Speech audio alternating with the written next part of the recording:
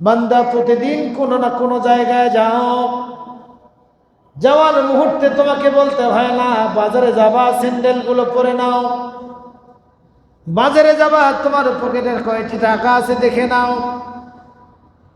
তোমাকে সময় বেঁধে দেওয়া হলো 2 ঘন্টার মধ্যে যেতে হবে।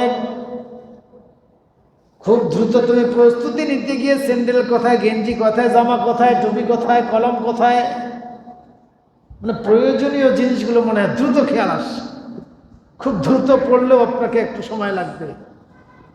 আল্লাহ বলছেন বান্দা কত দূরের যাত্রায় তুমি রওনা হচ্ছ।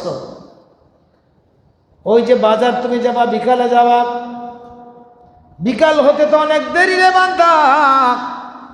এর পূর্বেই যে তুমি কবরের দেশে চলে যাবে না তার কি নিশ্চয়তা রয়েছে? ইন্না ফি ইখতিলাফিল লাইলি ওয়ান নাহার ওয়া মা খালাকাল্লাহু ফিস সামাওয়াতি ওয়াল আরদি লাআয়াতিন লিকাওমিন ইয়াত্তাকুন।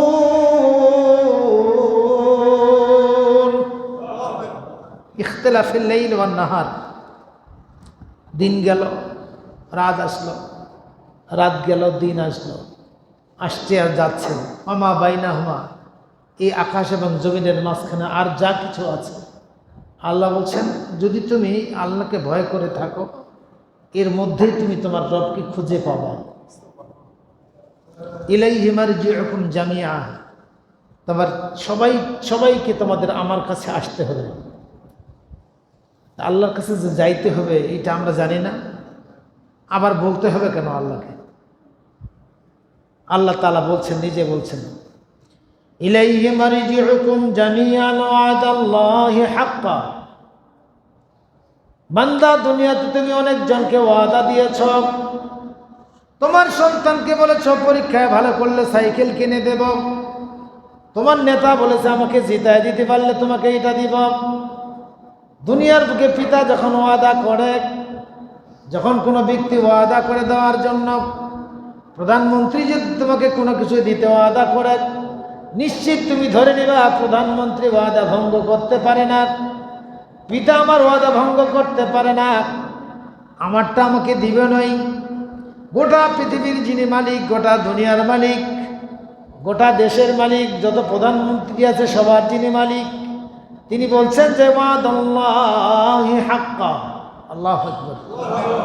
আল্লাহ বলছেন আমার ওয়াদা ঠিক রাখার জন্য আমি নিজের উপর ওয়াজিব করে নিলাম, অবধারিত করে নিলাম যে তোমাকে আমি আমার কাছে নিয়ে আসবই। কেন আনতেই হবে? কেন, কি দরকার? এত জোর দিয়ে কেন বলছেন? মানুষগুলো যে জোর দিয়ে যাইতে চাচ্ছে না, মানুষগুলো মরতে চায় না, কবরের কথা স্মরণে করে না, কিন্তু স্মরণ না করে হবে কি? এক ধাক্কায় যে সেখানে যেতে হবে, স্মরণ না করে তো উপায় নেই। আল্লাহ বলছেন বান্দা তুমি আসতে যাচ্ছ না, না চাইলে উপায় নেই। ইলাইহি মারজিউকুম জামিআ, সবাইকে আমি আমার কাছে নিয়ে আসবো। ওয়াদাল্লাহি হাক্কা, এই ওয়াদা আমার সত্য। কেন এই ওয়াদা সত্য? কেন তোমাদেরকে নিয়ে আসতে হবে? এটি এত জরুরি কেন? মানে কিছু বিষয় আছে ওটা সংগঠিত করা খুব জরুরি হয়ে যায়। আল্লাহ তাআলা বলছেন পৃথিবীর বুকে তোমার বদনাম অনেকে করেছে, তুমি বসেছিলা, তোমার বদনাম হয়েছে ওই দিকে, তুমি জানতে না। বান্দা তুমি যে আমার বান্দা, তোমার যে বদনাম হয়েছে তুমি না শুনতে পারো, আমি তো শুনেছি। বান্দা এই জন্য তোমার পাওনাটা তোমাকে দিতে হবে না? এই জন্য তোমার পাওনা তোমাকে দেবার জন্য, তোমাকে আমার কাছে নিয়ে আসার জন্য আমি নিজে ওয়াদা করলাম, এটা আমি নিজে নিজের উপর ওয়াজিব করে নিলাম। আর তোমার ওই বছরে যে তোমার বদনাম করেছে, যে ব্যক্তি করেছে, যখন তুমি শুনবে তখন তার উপর তোমার একটা পাওনা থেকে যাবে। যেই কাজটি আমি করিনি সেটি তুমি আমার ব্যাপারে বলেছ কেন? তো তার পাওনাটাও তাকে দেওয়া আমার জন্য অবধারিত, এরটাও দেওয়া অবধারিত। কথা কি বোঝা গেছে? দুইজনে ঝগড়া করছেন, ঝগড়া করতে গিয়ে একজনের মুখ চলে খুব, এরকম লোক আছে না? মানে মুখের উপর দেশে চলে, কিছু থাক আর না থাক, এর সঙ্গে ঝগড়া লাগছে, দিনকে রাত বানাবে, রাতকে দিন বানাবে, আপনি কুলাইতে পারবেন না। মনে রাখবেন তর্ক কিন্তু শরিয়াতে এটাকে হারাম করা হয়েছে। ইমানদার কোনোদিন তর্ক করবে না। সে যদি বুঝে যে তর্ক শুরু হচ্ছে, সে সাইলেন্ট, নীরব হয়ে সালাম দিয়ে চলে যাবে। এটা হলো জান্নাতি মানুষের বৈশিষ্ট্য। তর্ক সে করবেই না। তর্ক করে আপনি বুঝাইতে পারবেন না তাকে, কারণ আপনি জানেন যে সে আমার কাছে বুঝবে না, আমার যুক্তিতে সে বুঝবে না। বর্তমানে ইউটিউব যারা চালায় তারা দেখতে পাচ্ছে আলেমে আলেমে ঝগড়া চলছে, এই একটা বলে ও একটা বলে, জানি না এর পরিণতি, শেষ পরিণতি কি হবে। শয়তান বসে নাই, যার কাছে টুপি দিয়ে যাওয়ার দরকার তার কাছে টুপি নিয়ে যাচ্ছে, যার কাছে ক্ষমতা নিয়ে যাওয়ার দরকার তার কাছে ক্ষমতা নিয়ে যাচ্ছে, যার কাছে কি ফ্রি ফায়ার খেলা না কি বলে ওইটা নিয়ে যাওয়ার দরকার তার কাছে ওইটা নিয়ে, যেইটা নিয়ে গেলে সাকসেস হবে এটাই নিয়ে সে সময় মতো চলে যায়, সে সাকসেস হয়ে যাচ্ছে। আল্লাহ তাআলা বলছেন তোমাকে আসতে হবে আমার কাছে। কেন আসতে হবে? লিয়াজজিয়াল্লাযীনা আমানু ওয়া আমিলুস সালিহাতি বিল কিসত। বান্দা, তুমি যে রাতের গভীরে পৃথিবীর সব মানুষগুলো নীরব নিস্তব্ধ হয়ে ঘুমিয়েছিল, বান্দা তুমি সেজদায় তোমার মালিকের কাছে মাথা লুটিয়ে দিয়েছ, নীরবে কত মানুষের বিচার ফায়সালা করে দিয়েছ, নীরবে কত মানুষকে তুমি ক্ষমা করে দিয়েছ, নীরবে কত মানুষের চোখের পানি মুছিয়ে দিয়েছ। বান্দা, পৃথিবীর বুকে তুমি এর পাওনা কারো কাছে চাও নাই। বান্দা, আমি শুধু দেখেছি সেই পাওনা পরিশোধ করবার জন্য তোমাকে আসতেই হবে আমার কাছে। এটা মজার আশা। যদি আপনি এমপি হন আর আপনার কানে কানে কেউ বলে 2 গাড়ি পুলিশ আসছে, আপনি পালাবেন নাকি? আপনি জানেন যে ওরা আমাকে অভ্যর্থনা দেওয়ার জন্য এসেছে, আপনি খুশি হবেন। আর যদি আপনি চুরি করে থাকেন রাতে আর কেউ আসে বলে কি যে ব্যাপার 2 গাড়ি পুলিশ আসছে, আপনি পেশাবের আল দিয়ে হোক আর যেভাবে হোক পালাবার চেষ্টা করবেন। পুলিশ ওরও পুলিশ, আপনারও পুলিশ। আল্লাহ তাআলা বলছেন তোমার পাওনা আমি তোকে দিব, এই জন্য প্রয়োজন রয়েছে। বান্দা, বিছানায় মাথা দিয়ে তুমি কত বড় নারীর কল্পনা করে তোমার মস্তিষ্ক নষ্ট করেছ, মোবাইলের খারাপ দৃশ্য দেখে তোমার চোখ তোমার অন্তর নষ্ট করেছ। বান্দা, তোমার যৌবনের শক্তি দিয়েছিলাম, এই শক্তি তুমি অপব্যবহার করে তোমার চরিত্র ধ্বংস করেছ রে বান্দা। তোমাকে টাকা দিয়েছি, এই টাকা তুমি বিভিন্ন খেলায় জুয়া খেলিয়ে তুমি নষ্ট করে দিয়েছ। এমনি করে কত মানুষকে তুমি কাঁদিয়েছ, কত মানুষের তুমি সম্মান নষ্ট করেছ। এমনি করে দুনিয়ার বুকে লোকের অগোচরে তুমি কত অন্যায় করেছ। এই জন্য তোমাকে আসতে হবে আমার কাছে, 2 জনকে আসতে হবে। লিয়াজজিয়াল্লাযীনা আমানু ওয়া আমিলুস সালিহাতি বিল কিসত ওয়াল্লাযীনা কাফারু লাহুম শারাবুম মিন হামীম ওয়া আযাবুন আলীমুম বিমা কানু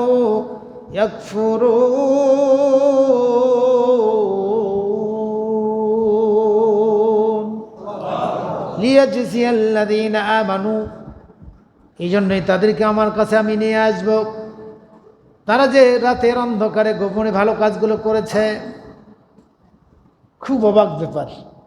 আল্লাহ গোপন কাজগুলোকে পছন্দ করে, প্রকাশ্য কাজও পছন্দ করে, ভালো কাজ। কিন্তু আল্লাহ তাআলা বলছেন পাওনা 2 জনকে আমাকে দিতেই হবে। এখন 2 জনে ঝগড়া শুরু হয়েছে, একজন আরেকজনকে ধাক্কা দিল, আরেকজন নীরবে থাকলো। ও ধাক্কা খাইতেই আছে, সরে যাইতেই আছে, আরেকজন ধাক্কা দিতেই আছে, থাপ্পড় দিতেই আছে। এই বিচারটা মামলায় যায় নাই, কোর্টে যায় নাই, বিচার হয়ও নাই। এইভাবে দিনগুলো পার হয়ে গেছে। ও ধাক্কা খাইতেই খাইতেই দিন পার হয়ে গেছে। সহজ মনে করে তার কাছে ধার নিয়েছে। সোজা লোককে কিন্তু বোকা বানে না, খুব সোজা। ওকে আসে খালি একটু কাট দেওয়ার সামনে, মানে ও মনে করবে 100% সত্য। নিজের পকেটের টাকাও দিবে, টাকা চান্দা কালেকশন করেও দিবে।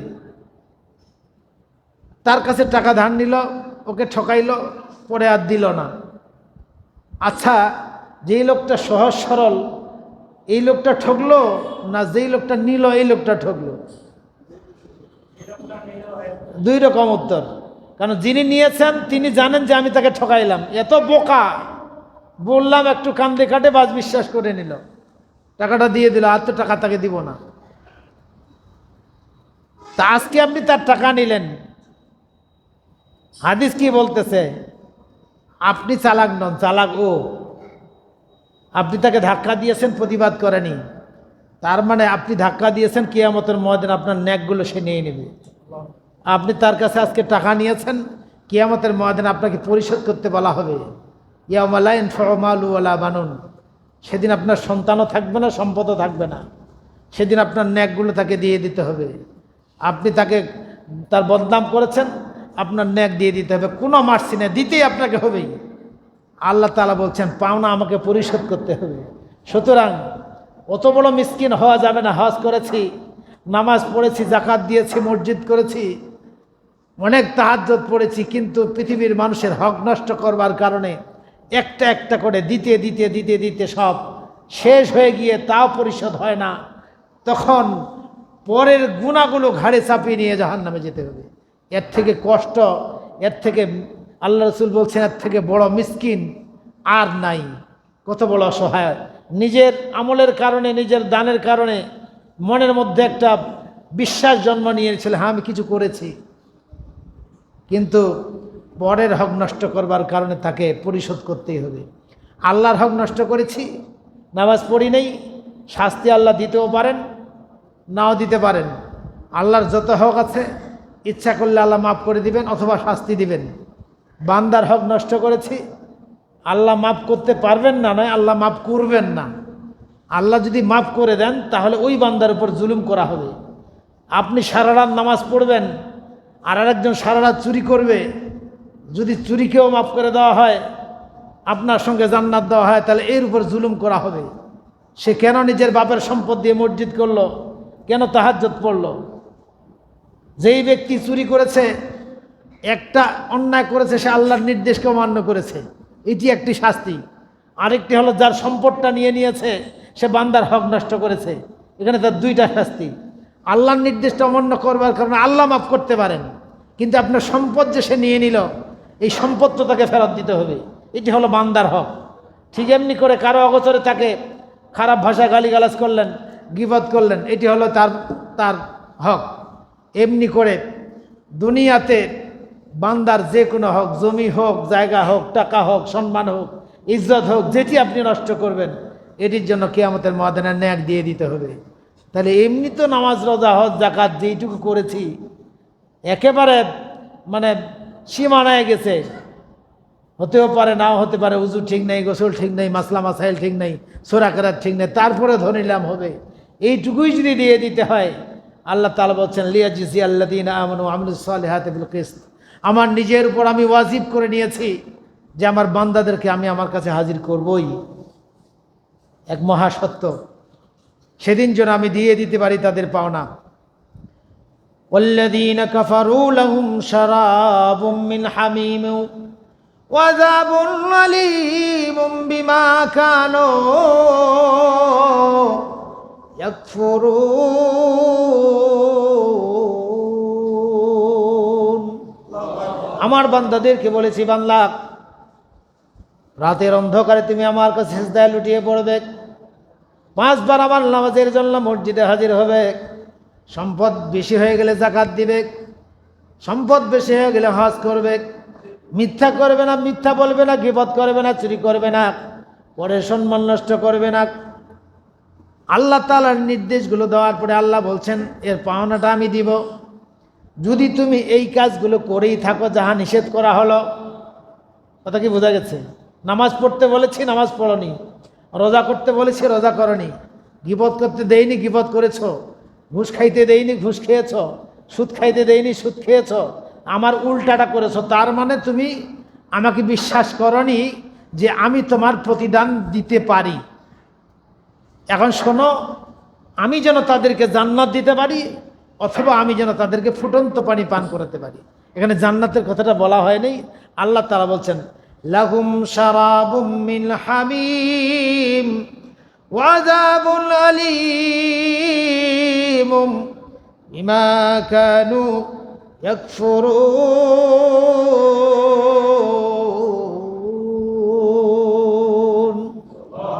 আমি তাদেরকে যেন ফুটন্ত পানি পান করাতে পারি। ফুটন্ত পানি আল্লাহ দুই শ্রেণীর ব্যক্তিকে, এক শ্রেণীর ব্যক্তিকে জান্নাতের পানি পান করাবেন। ওয়াসাকাহুম রাব্বুহুম শারাবান তাহুরা, তাদেরকে এক মহামূল্যবান পানি আমি পান করাবো, যেই পানি পান করার পরে তার ভিতরে এমন সুঘ্রাণ সৃষ্টি হবে, তার নলকূপের গোড়া দিয়ে এমন ঘ্রাণ বের হতে থাকবে, 30,000 মাইল দূর থেকে ওই ব্যক্তির ঘ্রাণ মানুষগুলো পাবে। যেন আমি এই পানিটা পান করাইতে পারি। লাহুম শারাবুম মিন হামিম, যে ব্যক্তিরা আমার কথাকে অস্বীকার করে নিজের মন মতো চলতে শুরু করবে, খেল তামাশায় জীবনটা পার করবে, আমি যেন হামিম লাহুম আযাবুম মিন হামিম লাহুম শারাবুম মিন হামিম, তাদেরকে আমি ফুটন্ত পানি পান করাবো। বর্ণনা এসেছে ফুটন্ত পানিটা হলো যেই পানিটা মুখের কাছে নেওয়ার সঙ্গে সঙ্গে নিচের ঠোঁটটা নাভি পর্যন্ত ঝুলে আসবে। উত্তপ্তের কারণে নিজের ঠোঁটটা নাভি পর্যন্ত ঝুলে আসবে। একে যখন জোর করে পান করা হবে তখন নাড়ি ভুড়ি সহ পচে গলে সব নিজ রাস্তা দিয়ে বের হয়ে আসবে। আল্লাহ তাআলা বলছেন এই কারণে তাদেরকে আমি আনবো, কাউকে আমি এমন মহামূল্যবান পানি পান করাবো, আর কাউকে শারাবুম মিন হামিম ফুটন্ত পানি পান করাবো। তাহলে পানি আমি পান করব, প্রত্যেকটি ব্যক্তি পানি পান করবে, হয় মহামূল্যবান পানি পান করবে, না হয় ফুটন্ত জাহান্নামের পানি পান করবে। আল্লাহ বলছেন এই জন্য তাদেরকে আমি আনবো, কারণ এই দিন তাদেরকে আমার কাছে আসতে হবে। যেহেতু তাদেরকে আমি নিয়ে আসবো আমার বান্দা, এদেরকে হয় আমি গরম পানি খাওয়াবো, না হয় আমি জান্নাতের পানি পান করাবো। তাহলে ফুটন্ত পানি কারা খাবে? যারা উপরের কথাটাকে অস্বীকার করবে। অস্বীকার আমরা কেউ করি না, আল্লাহর কাছে যেতে হবে এটাকে অস্বীকার করি। এখন যদি প্রধানমন্ত্রী আপনাকে ডাক দেয় যে আপনাকে আজকের দিনের মধ্যেই ঢাকা আসতে হবে, বিমার হোক যেই হোক, আপনি যাওয়ার জন্য প্রস্তুতি নেবেন, কিন্তু যাওয়ার সময় কি খালি স্যান্ডেল পরে যাবেন? আপনার জামা পরবেন, পায়জামা পরবেন, কয়েকটা টাকা নেবেন। আল্লাহ তাআলা বলছেন পৃথিবীর একটা ডাকের কারণে যদি তোমার পোশাক পরতে ভুলে তুমি না যাও, পৃথিবীর একটা মানুষের আহ্বানের কারণে যদি তোমার টুপিটা ভুল না করো, পকেটে কয়েকটা টাকা না নিতে ভুল না করো, এমনি করে সামান্য হলেও প্রস্তুতি গ্রহণ করো। বারবার তোমাকে বলা হচ্ছে বান্দা তুমি আসতেছো আমার কাছে, তোমাকে দিনক্ষণ ঠিক করে দেওয়া হয় নাই যে 10 বছর পরে মরবা, আজকের সূর্য ডুবার আগেও তোমার চলে আসা হতে পারে। তুমি কি প্রস্তুতি নিলা? তোমার রব যে তোমাকে বললেন যে তোমাকে আমার কাছে আসতে হবে, এটা আমার ওয়াদা, আমি তোমাকে আমার কাছে আনবই, এনে তোমাকে হয় জান্নাতের পানি পান করাবো, না হয় ফুটন্ত পানি পান করাবো। তাহলে আমি যদি আমার রবের কথাটাকে ওইভাবে বিশ্বাস করে এই মুহূর্তে কিছু একটা শুরু না করি, আমার চিন্তার বিশুদ্ধ, আমার চোখের দৃষ্টির নিয়ন্ত্রণ, আমার মোবাইল ফোনের ব্যবহার, আমার ক্ষমতার ব্যবহার, এইটি যদি এই মুহূর্তে আমি পরিকল্পনা না করি, আর আজকের দিনে যদি আমি মারা যাই, তাহলে আল্লাহর আয়াত অনুযায়ী আল্লাহ তাআলা বলছেন তাকে আমি ফুটন্ত পানি পান করাবো। একটি ফোন আসলে যদি বলা হয় এক্ষুনি আসেন, মা মরুক আর সন্তান মরুক, আপনার গায়ে গেঞ্জি না থাকলে আপনি কে মরা মরুক, ওইটা অন্তত আপনাকে পড়তে হবে। কি বলেন? যতই শোক হোক না কেন আপনি খালি গায়ে ঢাকা দৌড় দিতে পারেন না, আপনি খালি গায়ে বাজার দৌড় দিতে পারেন না। সন্তান মারা গেলেও যদি এইটুকু মানুষের হুঁশ থাকে, তাহলে তার থেকে বেশি হুঁশ থাকার কথা। বান্দা তুমি কখন মরবা এটি জানো না, কেন তুমি সিদ্ধান্ত নিলা না? লাহুম শারাবুম মিন হামিম ওয়া আযাবুন আলীমুম বিমা কানু ইয়াকফুরুন। যারা এই দিনটিকে অস্বীকার করবে, তার রবের কথাগুলোকে অস্বীকার করবে, তাদের জন্য ফুটন্ত পানি রয়েছে।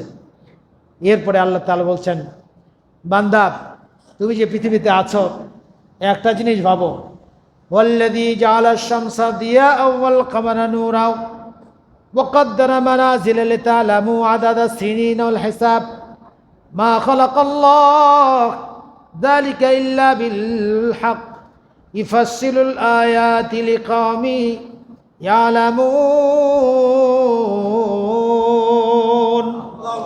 হুয়াল্লাযী জাআলাশ শামসা দিয়াআ, বান্দা দিনের আলোতে যখন সূর্য উদিত হয় তাকিয়ে দেখো, ওই বিরাট সূর্যের দিকে একবার তাকাও, বারবার তাকাও, তোমার চোখকে ঝলসে দেবে। দিন শেষে রাতের অন্ধকারে যখন পূর্ণিমার চাঁদটা উদিত হয়, তখন তার দিকে তাকাও, নির্মল আলোটা তোমার চোখের মধ্যে লাগবে।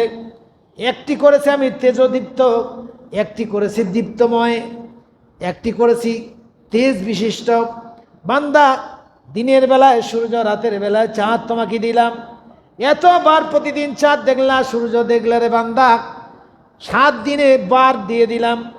যদি এইটুকু তোমার হিসাবের দিন আমি না দিতাম, তুমি কবে টাকা ধার দিয়েছ, কবে তোমার জন্ম হয়েছে, কবে তুমি চাকরিতে জয়েন করেছ, কয়দিন পর তোমাকে টাকা দিবে, কথা কি বোঝা গেছে? অর্থাৎ দিন, সময়, ঘড়িটা যদি না থাকতো, তোমার গোটা জীবন টাকা আছে, পয়সা আছে, বাড়ি আছে, ঘর আছে, সব অকেজ হয়ে যেত।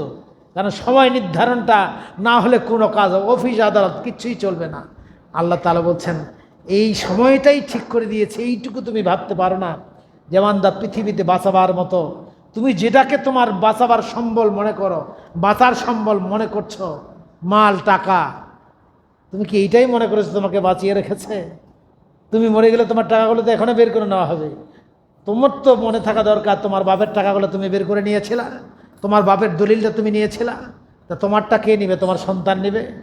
দরকার হলে মারামারি করবে তারা, কিন্তু তোমারটা তারা নিয়ে নেবে। মনে রাখো, যেইটুকু খেয়ে পেটে ঢুকেছে এইটুকু তোমার, যেটুকু পরে ছিঁড়ে ফেলেছ এইটুকু তোমার, এর বাড়তি তোমার নয়।